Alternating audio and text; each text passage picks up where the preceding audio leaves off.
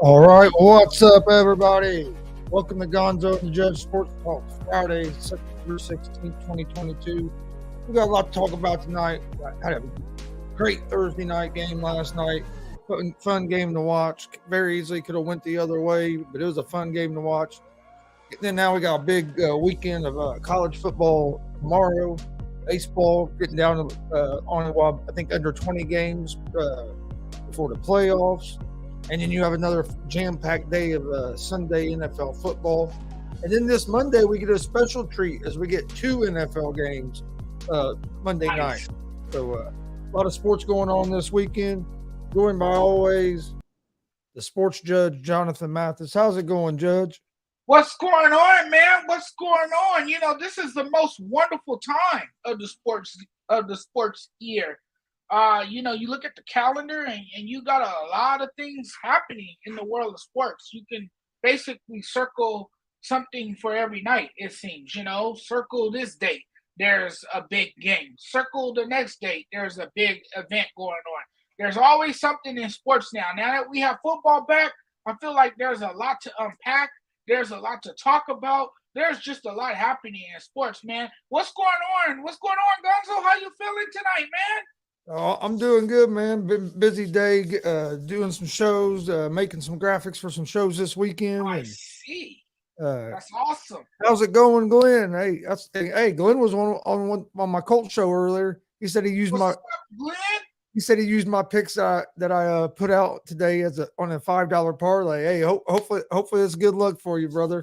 My picks were 5-2 yesterday. I was 4-2 in baseball. 1-0 in the NFL. I had the Chargers plus 4.5 last night.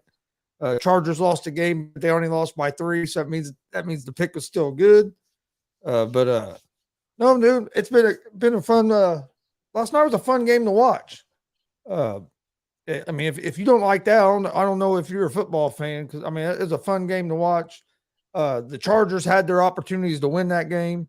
Really, I mean, if you look at it, they really outplayed the Chiefs most of the night, and just didn't take advantage of some opportunities they had, and then one mistake turned the game. But Chargers impressed me last night, especially that Chargers defense, because hey, they were giving Mahomes some trouble, and I know the Chiefs ended up winning that game. But if you look at it, and you take away that 7 points from that pick six, the Chargers offense scored more points than what the Chiefs offense did. But it was that one mistake, which I know some people want to say it was all on Herbert. I tend to believe it was a combination of Herbert and the receiver. That tight end didn't run the right route. That tight end was supposed to run to the pylon, clear that side out so he could hit that receiver right there. A lot of people thought he was throwing to that tight end. He wasn't throwing to the tight end. He was throwing to the receiver that was supposed to be there, but the tight end didn't do his job and clear that spot out because the tight end was tired, and he's over here trying to tap out, wanting to get off the field, wanting to sub, but offense was going no huddle, up tempo, and hey, Herbert never saw him over there trying to get off the field, and then the dude just kind of half-ass ran the route, and that cost the team big. Exactly. You said it all in that comment that you just made. This was a good game, though. This game was everything better than advertised. We saw two great quarterbacks go at it.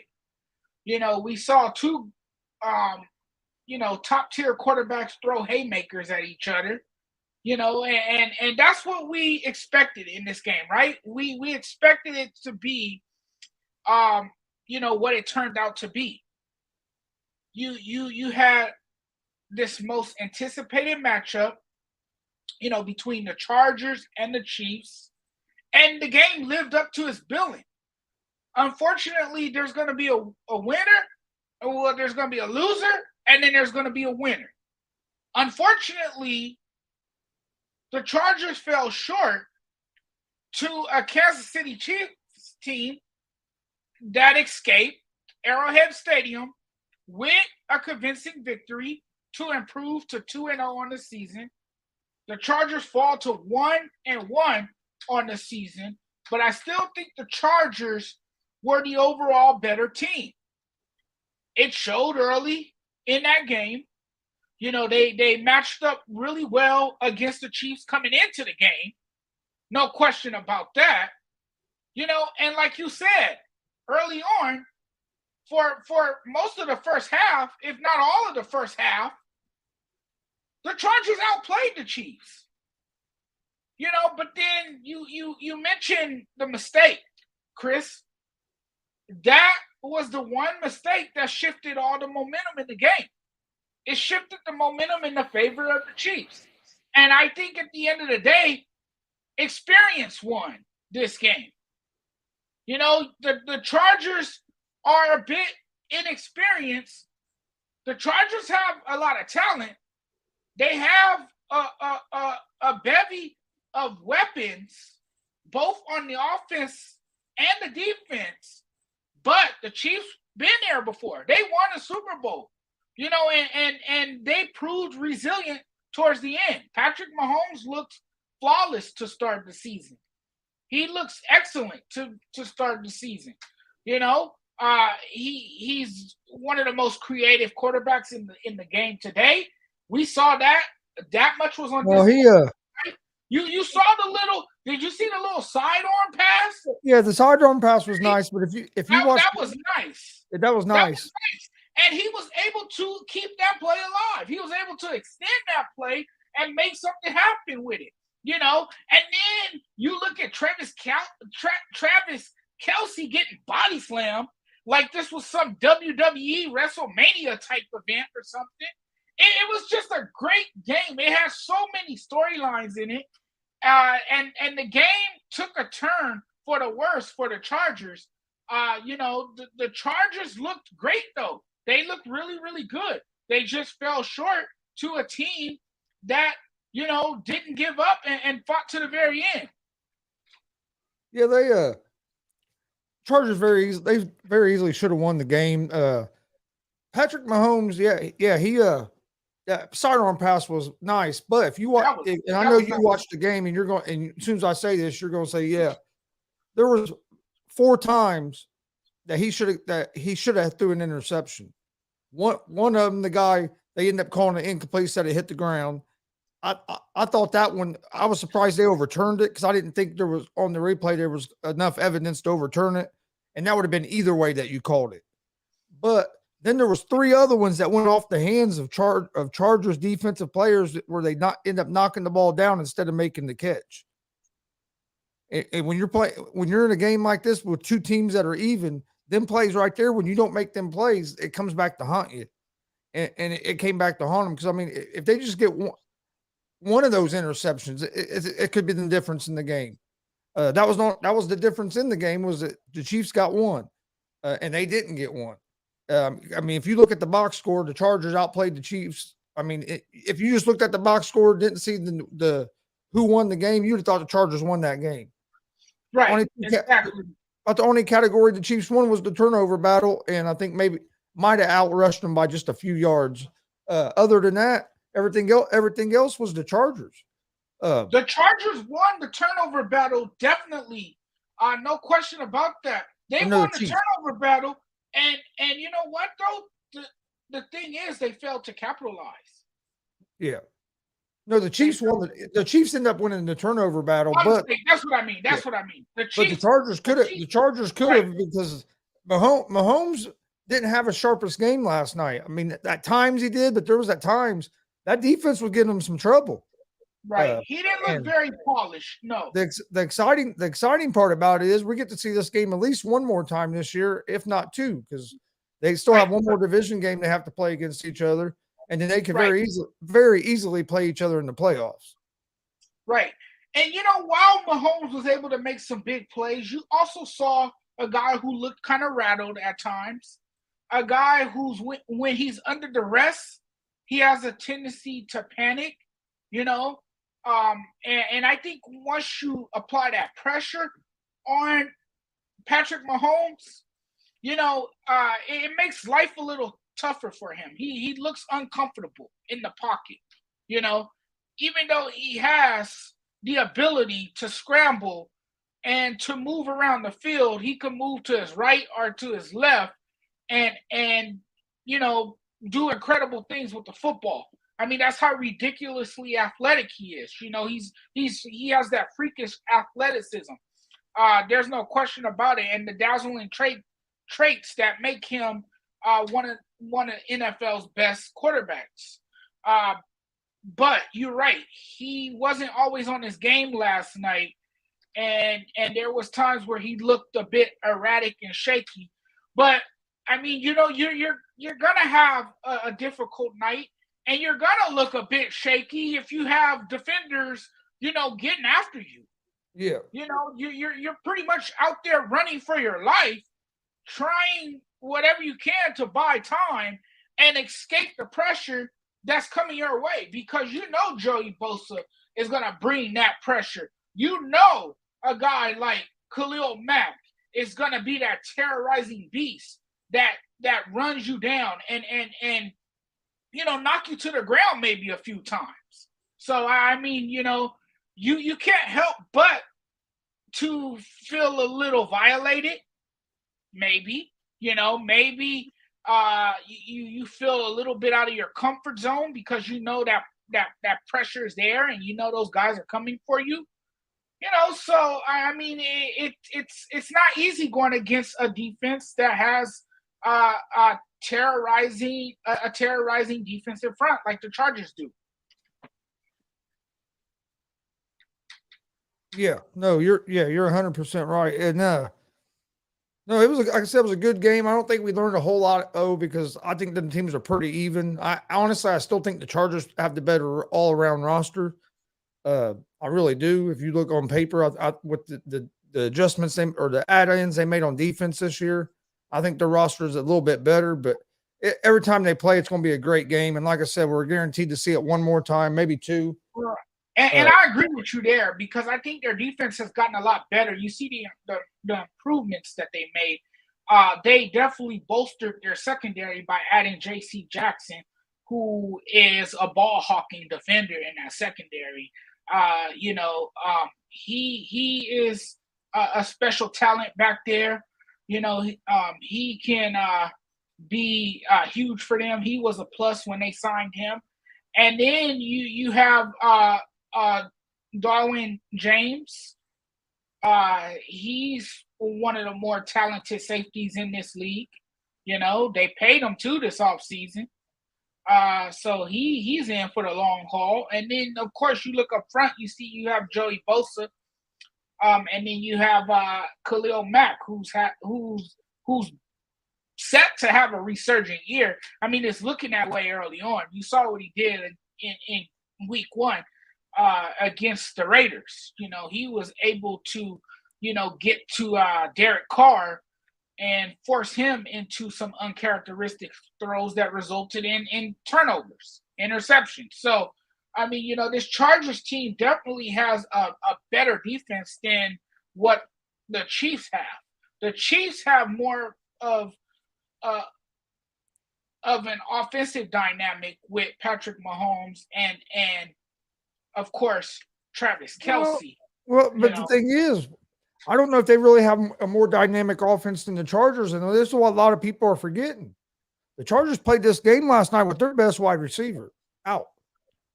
Keenan Allen, that's right. Absolutely, yeah, you're right. And I mean, Mike Williams was balling.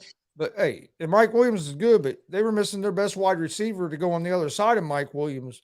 So I mean, and when you have Mike Williams and uh, Keenan Allen and Eckler and everybody, all your weapons there, I don't know if the Chiefs are a lot more dynamic on offense. Right, and then Justin Herbert got a little banged up as well.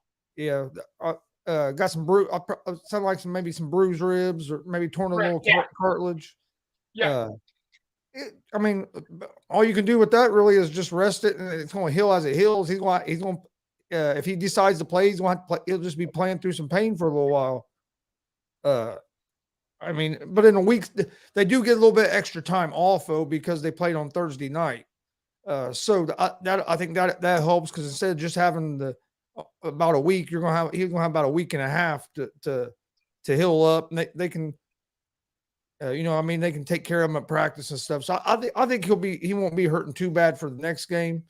But how healed up is it going to be for where if he takes a couple shots? I mean, he could take a couple shots and re-aggravate it. So that's one of them things that could be touchy, especially happening this early in the year. It'd be different if it happened like the week before your bye week or something like that. But this early in the year, it's one of them things that could turn into a nagging injury if they don't take care of it properly. Yeah, it's tricky. It's tricky, and if they're not cautious, yeah, it could become a more serious injury, and that's something you don't want if you're a Chargers fan or if you're a player.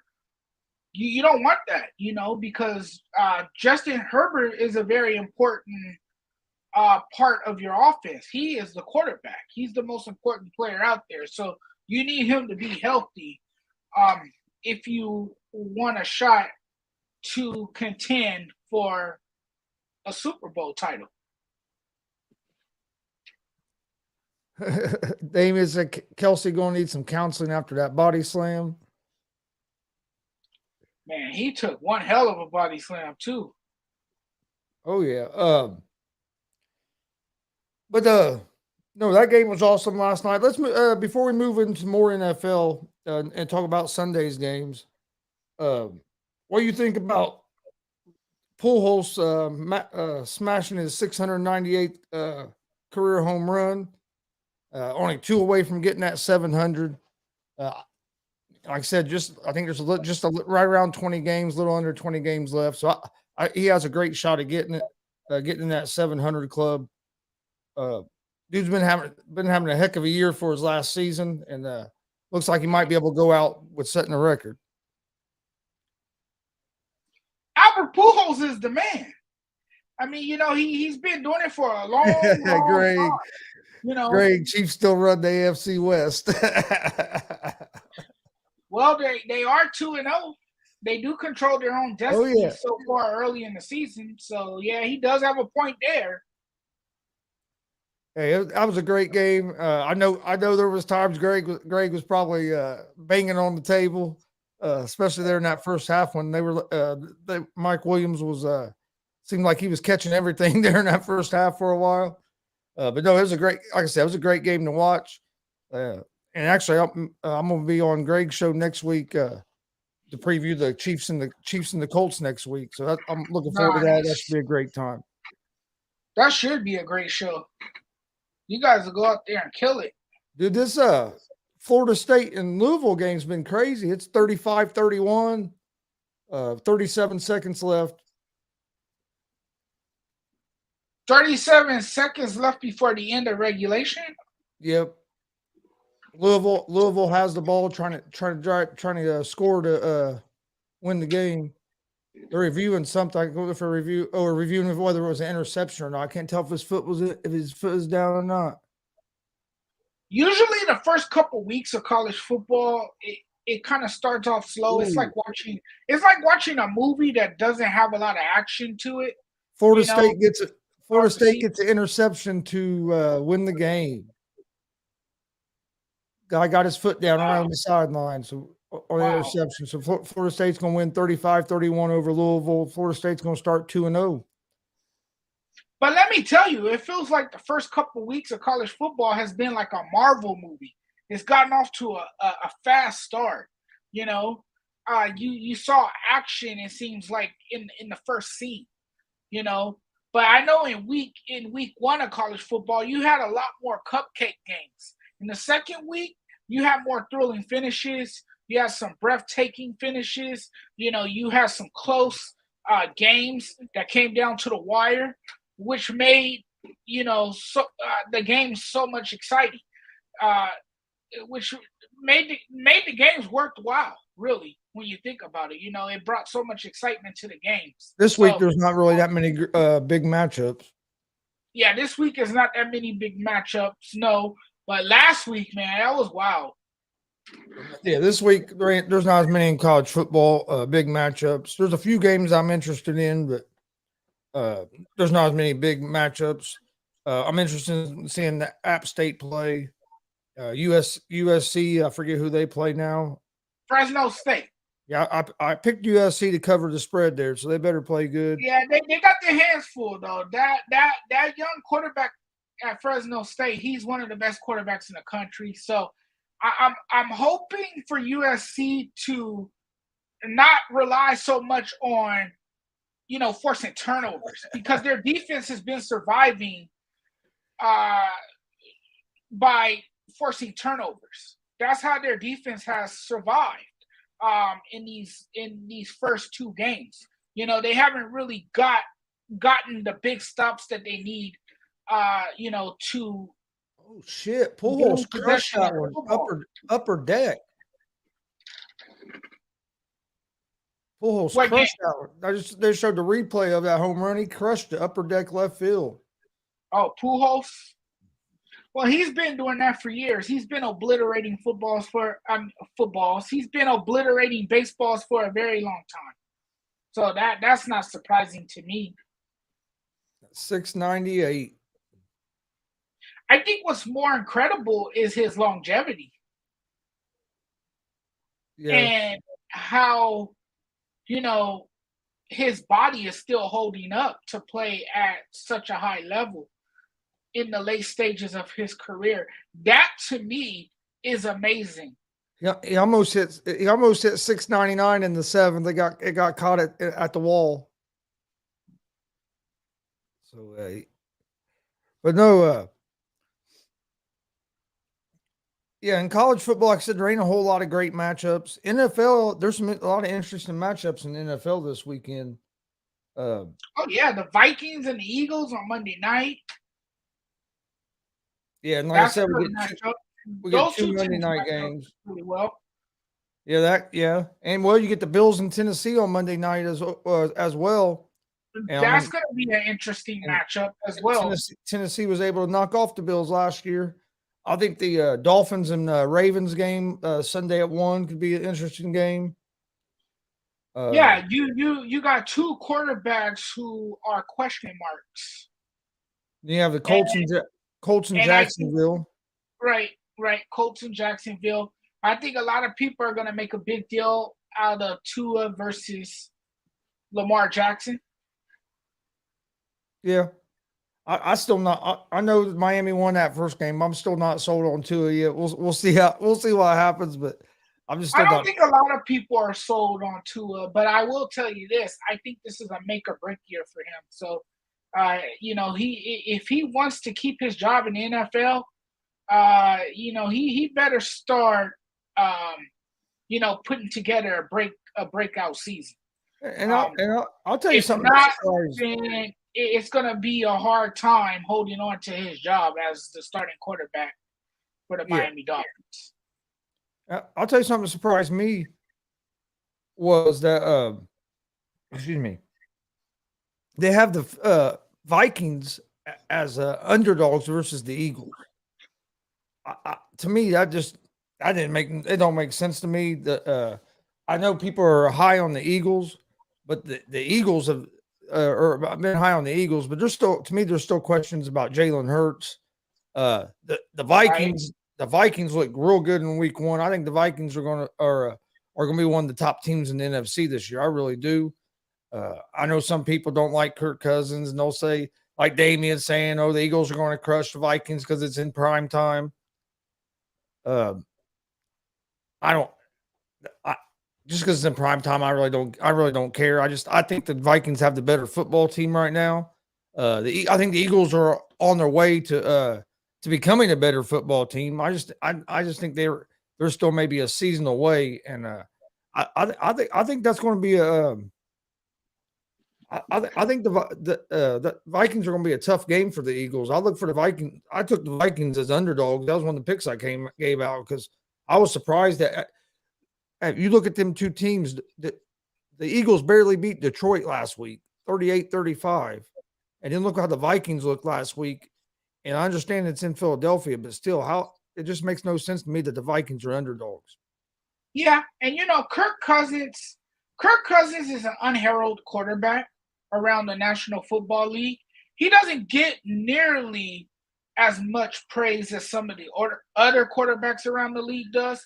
But you know what? Somehow his numbers get lost. And I mean, he puts up some ridiculous numbers. I mean, this is a guy who has a winning record against the Green Bay Packers, the Vikings division rivals. I mean, I think it's time that we really put some respect on this guy's name because he does push the ball down the field. He does come through, for his team. And, there's times that he is very opportunistic. He's an opportunistic quarterback, and he delivers when the team needs him to. So, I mean, you can't overlook what Kirk Cousins has accomplished. I mean, this Vikings team is really good. They got a strong running game. They got one of the best receivers in the game who has clearly emerged into, a top 5 receiver in this league. I'm talking about Justin Jefferson. That boy is bad. He is amazing to watch. He's an excellent route runner. Kirk Cousins has found his go-to guy in Justin Jefferson. So yeah, this Vikings team is gonna have a good year with all the playmakers that they have and all the great things they have going for them. They even have a pretty good head coach, and they have a good running game with Dalvin Cook. So I mean, you can't count out this Vikings team. And yes, they definitely can win the NFC North, and they definitely can make it hard for the Eagles on Thursday night. And you know what? I wouldn't be surprised if the Vikings beat the Eagles because I picked the Vikings to beat the Eagles on Monday night. Yeah, so that was one of the picks I actually gave out today. Well, hold on one second. I'm looking up something. Okay, Damien, you're saying Cousins didn't win that game last week that the defense did. Okay, look, Cousins was 23 of 32 for 277 yards and 2 touchdown passes. Sounds like to me he played a pretty good game. He played a solid game. I mean, what's the dude have to do? You know what I mean? What's the deal? I have a question for Damien. What's the deal with you and Kirk Cousins? Why do you always give Kirk Cousins such a hard time? But Greg, you're 100% right. This is a must-win game for the Colts. I said that earlier on the horseshoe talk. You can't start your division 0-1-1. You can't start your division with a loss and a tie. You tied your division foe last week with the Texans. You have to beat the Jaguars this game. You don't want to get a start off the season 0-1-1 in your division. And not only that, if you lose this game next week, you go play Kansas City. You don't go play Kansas City. Kansas City comes to Indy, be our home opener, but still, that's going to be a tough game. So you want to get this win that way in case you was to lose to Kansas City, you're not 0-3 to start out, or I guess you would be right 0-2-1 because a damn tie. I don't think there should be a such thing as a damn tie in the NFL. I don't care if it's regular season or not. Play till you get a damn winner. Exactly. But I'll tell you this, though. If they do lose this game to Jacksonville, there will be questions about Frank Wright and his job security. Oh, he should. Oh, yeah. And after that game, if they lose that game afterwards, he will be bombarded by questions. Yeah. The media will ask him questions, about this terrible start to their season because a lot of people, like you, picked the Colts to win the AFC South, and it's not. I still think they it's have not the team to starting win off it. great. It's Yeah, I not still think starting they off have great the at all. team. Yeah, No, but it's is not. it almost Last week, time? But I have a question for you. Would it be time to say that Frank Wright is now on the hot seat if oh yeah. if Oh, they I've already said if if they they don't lose to have a Jacksonville? oh, I already said if they don't have a good season this year, he's probably gone. With Because Thursday, remember, this is the team that ended their season a year ago. oh yeah. This is the team that embarrassed them when they performed the biggest choke job, arguably one of the biggest choke jobs in NFL history. Let's not forget that. Oh no, Colts have struggled in Jacksonville, so this is going to be a big game. I think the Colts are winning. I think they'll show up. Last week they just we dropped 2 touchdown passes, or we'd have won that game. Man, we missed some field goals. We shot ourselves in the foot against Houston. As always, because you know why? You know why the Colts shot themselves in the foot? Because like too many times they abandoned the running game. I don't understand it. You have one of the best running backs in the game. You feed him the ball and you let him go to work. Well, let Jonathan Taylor do his thing. Which they did, though. He had 31 carries, 60 yards or whatever. So, I mean, it wasn't like they didn't give him the ball, but I wish they'd have gave it to him a little more. But when they got down there, after they got down like they did by 10 in the second half, you kind of had to throw the ball some to try to get back in the game. Right. But gotta let him control the offense. Killed him, though. I mean, field goal kicker killed him. Control the offense. You gotta let him control the offense though, because he's the staple for your offense. Yeah, but the field goal. Well, that's what I'm saying. But the field goal kicker killed him though, because they were in field goal range to win that game, and just he choked. I mean, and then he got lucky that him kicking the ball out of bounds twice didn't kill us. Oh well, you guys need Adam Vinatieri back, maybe. Maybe he could come back. Maybe he could come out. The thing is, maybe he could come out of retirement and save the day for the Colts. But the thing is, Judge, is Rodrigo Blankenship. His rookie year, he was awesome. Had a great year. He was good at Georgia too. Yeah, he was a good kicker for the Colts, and then all of a sudden he just fell off. I don't know if he lost his confidence or what, but. Yeah, that's crazy because, like you said, he had an impressive rookie season, and then all of a sudden he just came crumbling down. Everything fell apart. He just don't see how Cousins is good because the only good season he ever had was with Washington, and he barely can win in prime time. He's had good years in Minnesota. He had better years in Minnesota than he did in Washington. And then he said, "I don't see anything wrong with having ties. I mean, it's still a win, kind of. Plus, it helps." And he didn't really have much around him in Washington, so he couldn't really elevate what was around him because he didn't have much to work with like he does now in Minnesota. Any big matchups you're looking forward to on Sunday? Not Sunday. I'm looking forward to that Vikings-Eagles game. To me, that's my big matchup. That's going to be a good one. Because everyone is putting a lot on the Eagles. Everyone. I mean, this is a team that has come into the season with heavy expectations. Yeah. And a lot of people really believe this is a team to be reckoned with in the NFC East. They really believe this is a team that is going to finish with the best record in that division. I think Washington's winning that division. I've been saying that since before the season. That's a bold prediction right there. I've been saying that since before the season started. Yeah, that's a bold prediction. But a game on Sunday I think is going to be a good one too. Is Tampa Bay against New Orleans. That's going to be an interesting game. It should be a real good one as well. Oh yeah, you got you got the NFC South matchup. And the You Saints got always Tom Brady. the Saints have gave Tom Brady trouble ever since he's been in Tampa Bay, especially in the regular season. Yep.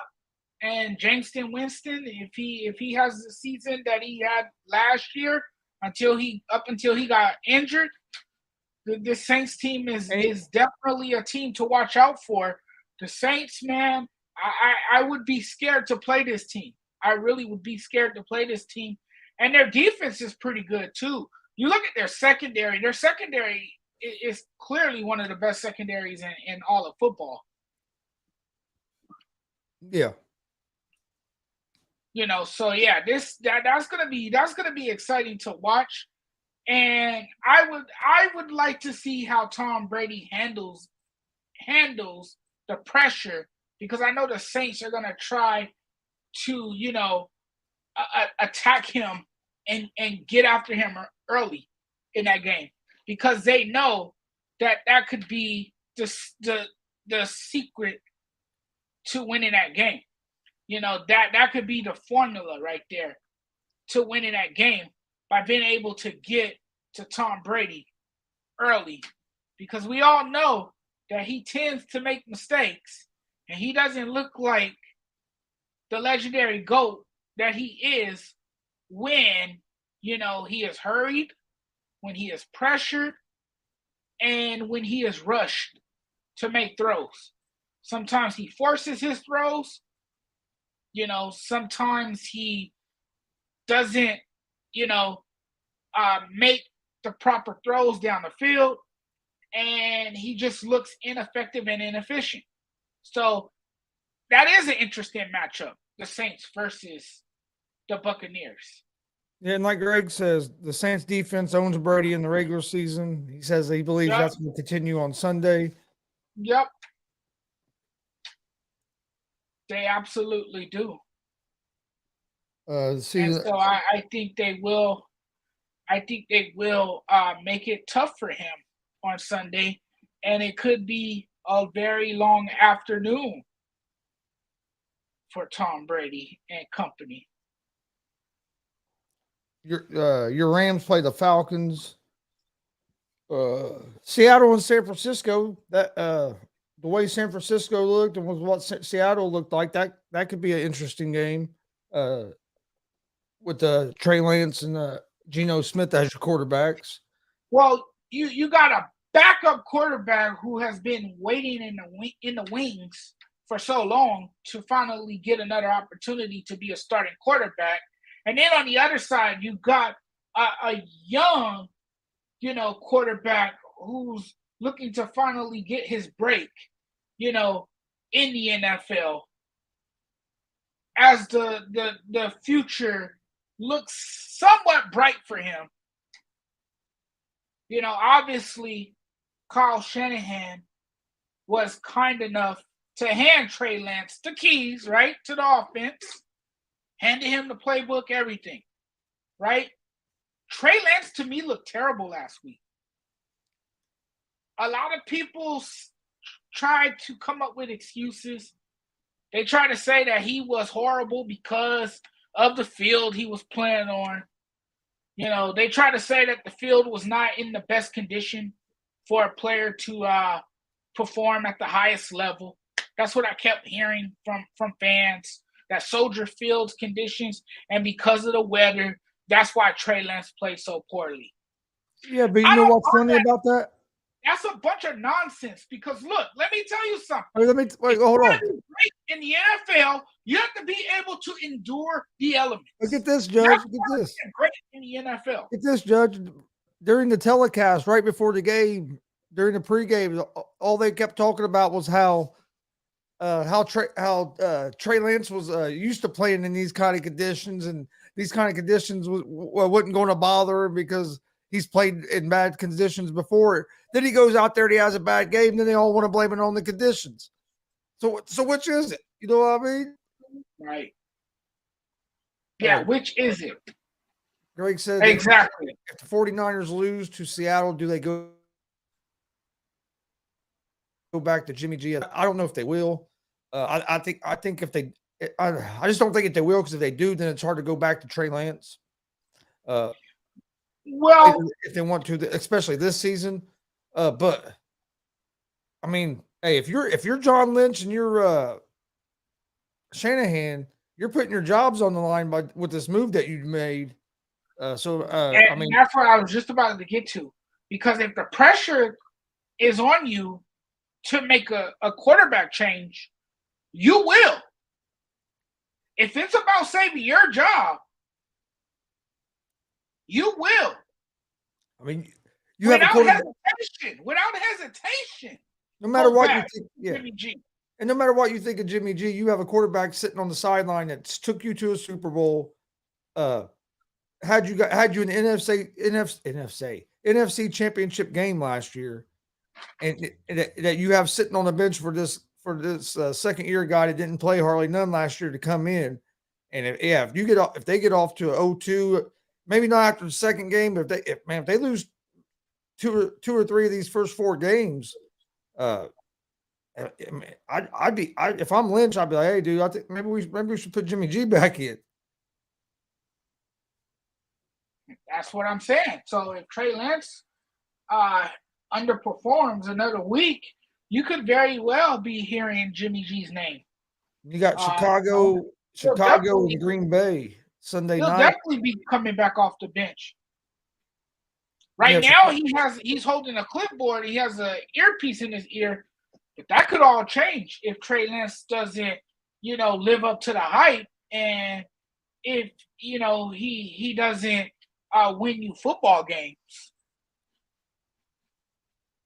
Then you have the Packers and the Bears Sunday night football.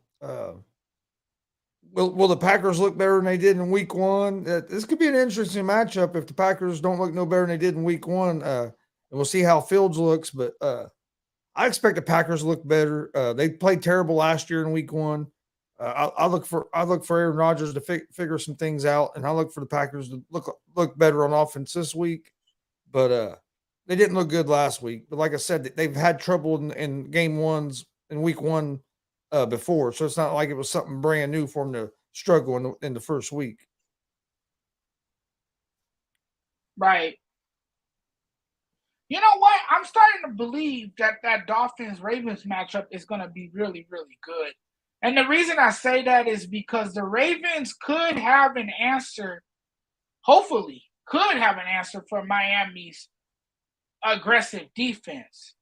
I think Jamar Jackson this season is trying to prove himself that he is worthy of a massive contract.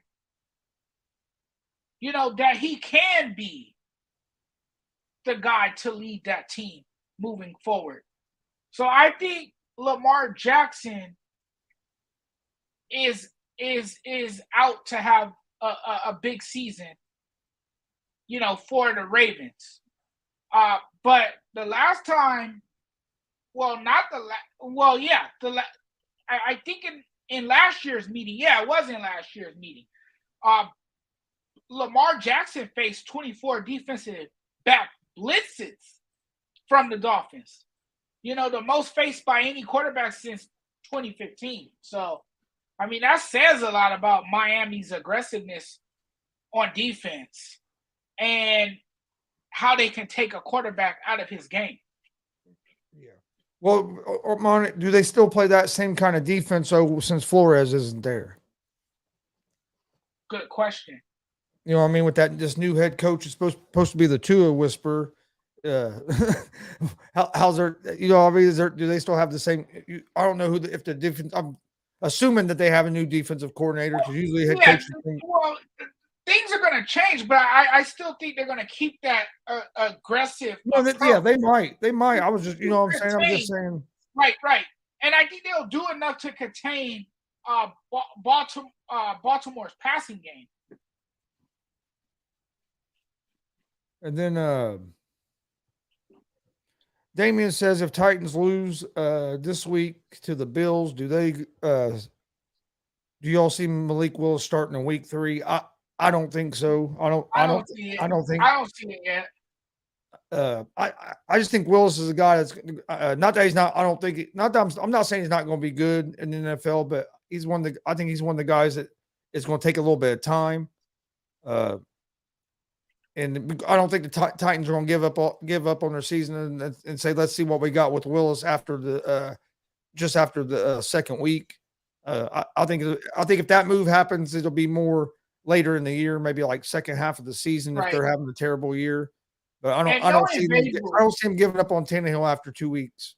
Right, and knowing Vabro, he's gonna break the young quarterback in slowly. You know, he's not gonna win the starting job that easily. You know, and they're already accustomed to Ryan Tannehill as their quarterback. You know, so I think they stay with him. I think more importantly is how well Derrick Henry is running the football, because he's a big part of your offense. I mean, without him, the Titans are really not a threat to anybody. You know, because they're a run-heavy offense, and they rely on him. And they got rid of their best receiver. They got rid of their best receiver, AJ Brown. I know the rookie they got's good, but man, it takes. Well, they got Robert Woods now too from the Rams. But still, yeah. I mean, I don't think Woods is better than AJ Brown. No. And I just don't know. It's hard to get rid of your number one receiver like that. And then you brought in Woods, but if you don't have nobody on the other side, they can just tee off on Woods.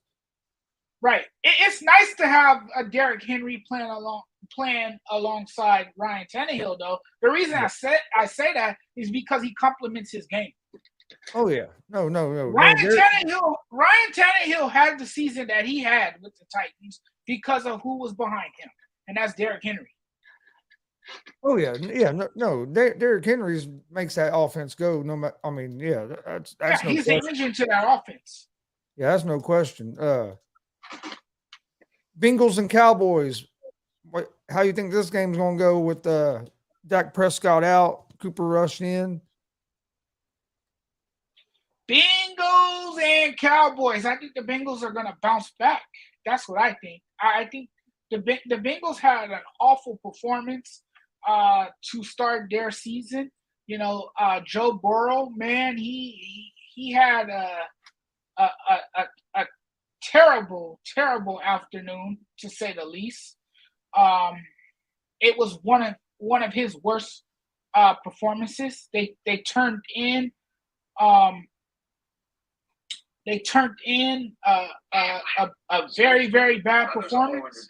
You know, so what the heck? Is that me? I think that's you, that ain't me. Oh my goodness! Shut up! I don't want to hear you, Affleck Duck. Crack. Shut up! What you got going on over there, Judge? Man. No, I think the Bengals are going to bounce back, and a lot of people are forgetting how bad. Okay, like you just said, Joe Burrow had a bad game, 5 turnovers, 4 interceptions, a fumble, and they still lost in overtime. Right. It was an uncharacteristic performance from Joe Burrow, to say the least. Yeah. So I don't see that happening again. I don't see a repeat of that. I think he'll come back stronger. I think Cincinnati will be ready to go, especially against a Dak Prescott-less Cowboys team. You know, I just think the Cowboys are going to take another fall. I mean, Dak wasn't looking real good when he was in there during the week 1 game either, though. No, he didn't look sharp. He didn't look sharp at all. You know, he struggled. You know, Greg. Well, they don't have a receiving core right now either. Greg said, "Who do you all have winning the Patriots and Steelers game?" I like the Steelers in this game myself. I think I like the Steelers defense for one. I think Trubisky's going to have a pretty good season there with under Tomlin. And New England, they just don't have For one, Mac Jones, I know it's been hurt some. I think he's going to try to play, but I don't think they have enough on offense. They just don't have enough talent yet. They're still. I think they're still a year or two away before they're going to be back to competing for that division. Yeah. Well, okay. See, for me, man, the Steelers are without T.J. Watt, so that changes everything for your defense. Because he is a very important player on your defense. Yeah, but they still have Minka know, Fitzpatrick, and but he's been the engine of that defense as well too. He has, and you know what? The defense was so bad last season that they had him playing like a middle linebacker. Remember that? So this is a guy who can blitz. He can get to the quarterback. He can also, force turnovers because he could read the field very well. So yeah, I mean, this looks like a mismatch on paper. But I like the Steelers, and I think they'll be prepared in what should be a big matchup between both of these two teams.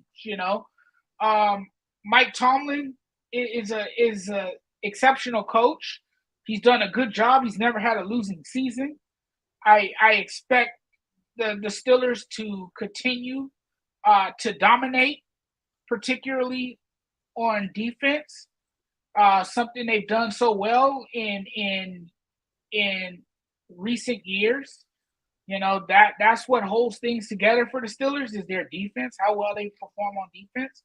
So I think they will beat the Steelers. Yeah, and my computer was on ESPN.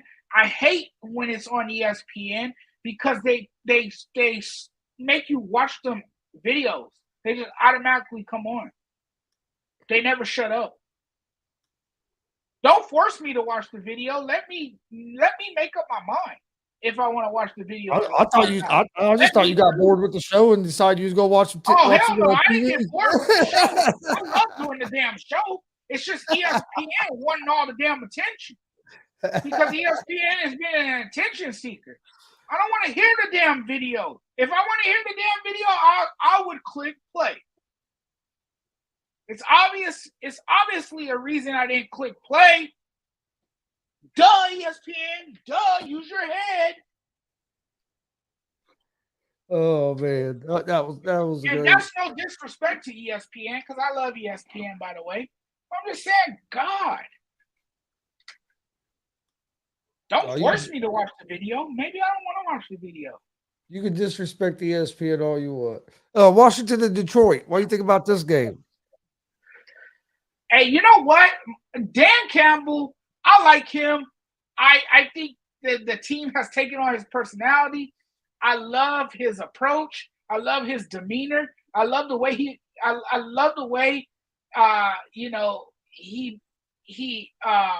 coaches. He brings that energy. He brings that fire. I think the Lions win this week.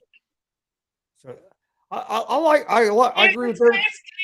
You know what? You can always bet against them because guess who their quarterback is? Oh, I know. Who's their quarterback? It's Jared Goff. But anyway, I agree with you with everything you said up to that the Lions are going to win this game. I think Washington wins the game, but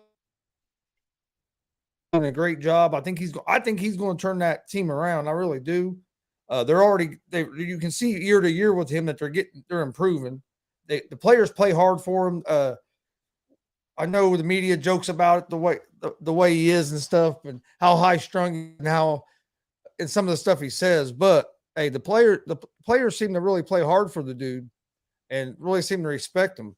I think that team's going to get better. But yeah, Goff worries me some. But I like the Redskins defense. I think Winston's going to have a pretty good year this year. I hate to say it, he has a better receiving core in Washington than what he had in Indianapolis last year.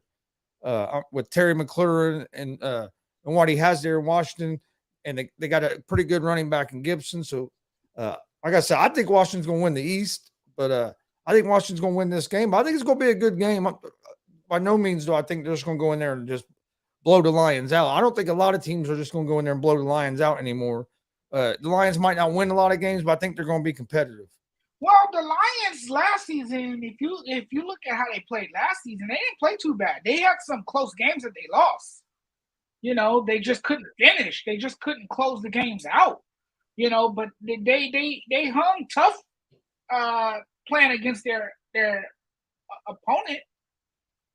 They weren't as bad as people made them out to be. On paper, they looked pretty bad because there was more L's than wins, but they still lost some pretty close games, and they suffered a few more heartbreakers than anything. But Dodgers are up 4-0 over the Giants. That's not surprising. We've owned the Giants all year. Bottom of the fifth inning. We're getting them back for what they did to us last year. They took the division from us, and that ended our streak for division titles. So we're getting them back this year. This is retribution. This is what retribution looks like, Chris.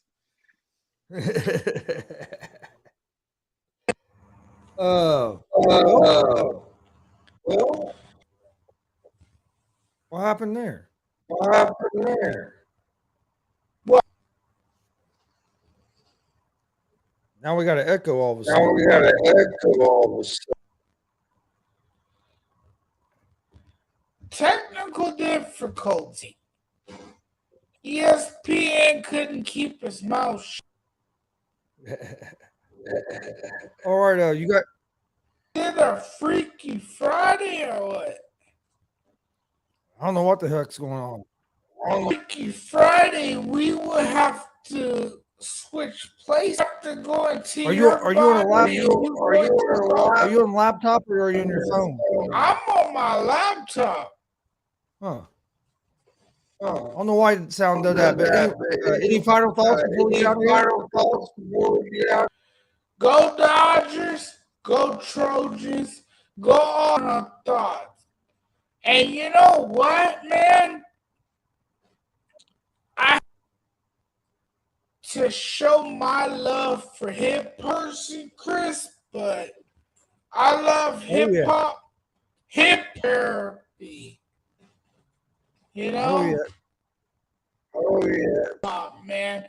But I'm more of an old school guy. I don't know what these kids are spitting today. I love it, it sounds like it's in the classroom, blah, blah, blah, blah. Yeah, I don't know what's going on. Blah, blah, blah, everything was fine and all of a sudden.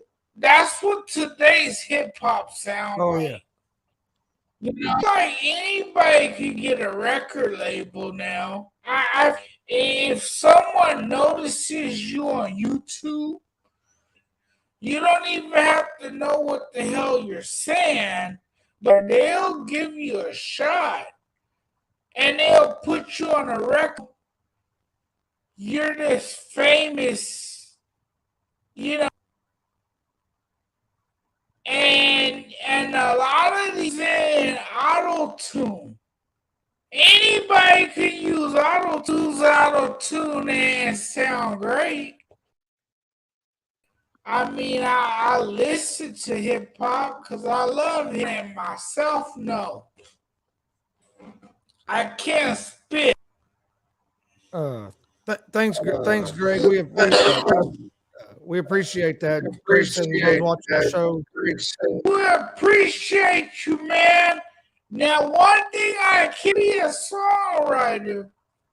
With my ability, a songwriter, as far as getting lyrics, rapping, I ain't what I do. But these young cats now, I could be a rapper if these young cats have been a rapper. It's just getting noticed. Yep. All right, man. Yeah. I don't know what happened to the sound at the end. I want to thank everybody for watching. And we will see you guys Monday night at 11 p.m. Eastern for another episode of Gonzo and the Judge Sports Talk. On behalf of myself, Sports Judge Jonathan Mathis, have a good night. Stay safe. Have a good night. Whole sports all plays. Yeah. Whole sports all plays. Whole sports all plays.